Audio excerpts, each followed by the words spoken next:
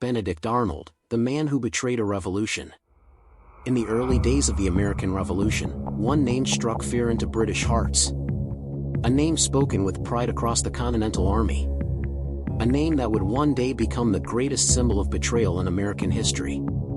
This is the rise, the fall, and the treason of Benedict Arnold. Welcome to Historic Crimes TV, where you get the true story of events that have happened in the past which helped shape the history of the world that we are living in. Before we begin, please click the subscribe button below so you will get more from us. Now relax and enjoy. The hero they never saw coming. Before he became a traitor, Benedict Arnold was one of America's fiercest warriors. On the battlefield, he charged headfirst into musket fire. He inspired men who were starving, freezing, and close to death, and he won victories the revolution could not survive without. Visuals: leap onto the walls of Fort Ticonderoga. The desperate march through the Canadian wilderness. The explosive chaos of Saratoga, smoke, cannons, and Arnold charging on horseback.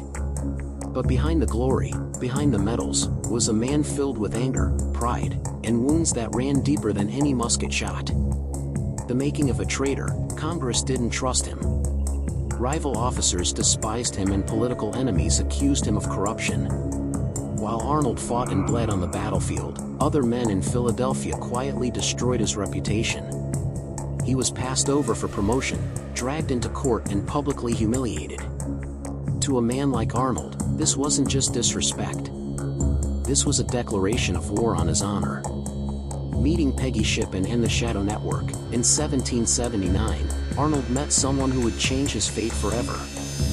Her name was Peggy Shippen, beautiful, wealthy, and deeply connected to British loyalists.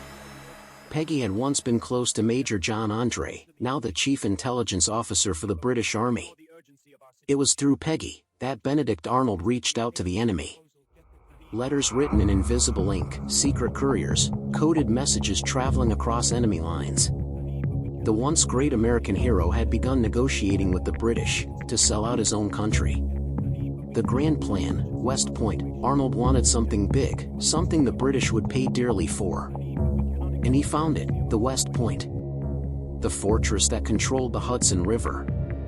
The lifeline of the American colonies. If West Point fell, the revolution could be strangled to death. General George Washington trusted Arnold completely, and gave the fort directly into his hands. Arnold immediately began weakening it, removing defenses, scattering troops, creating perfect conditions for a British takeover. All while secretly preparing to hand the entire fortress to the enemy. The secret meeting with British. On a moonlit night, September 21st, 1780, a British warship called the Vulture quietly drifted up the Hudson River. On board, Major John Andre. His mission: finalize Arnold's betrayal.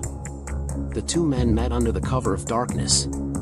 Arnold handed Andre maps of West Point, troop deployments, weaknesses, instructions for the exact moment the British would strike. This was the moment the revolution almost died. The capture of John Andr, but fate has a way of stepping in. As Andre rode south disguised as a civilian, 3 American militiamen stopped him. They searched him, and found the incriminating papers hidden in his boots.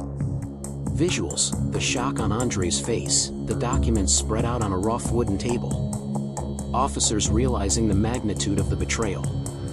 The entire plot had been exposed, and George Washington was just minutes away from walking into Arnold's trap. Arnold runs for his life. As Washington approached Arnold's headquarters, a messenger delivered the news. Arnold was a traitor. Arnold panicked. He fled his home, mounted his horse, and raced to the river. Just in time, he boarded the Vulture, the British ship that had carried Andre. He escaped, but his honor did not.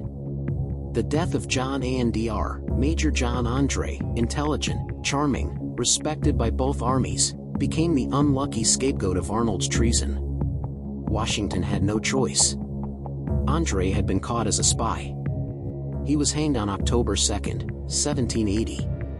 Even American soldiers wept for him. While the true traitor lived on. The traitor's new life. Arnold became a British general.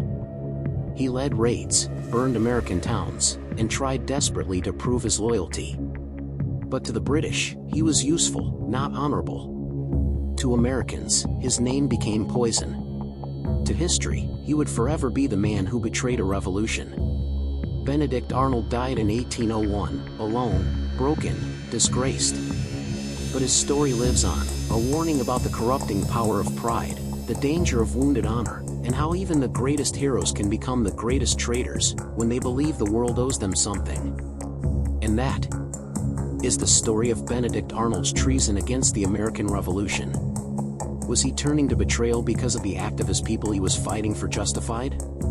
Drop your comment and don't forget to subscribe, please. Thank you for watching.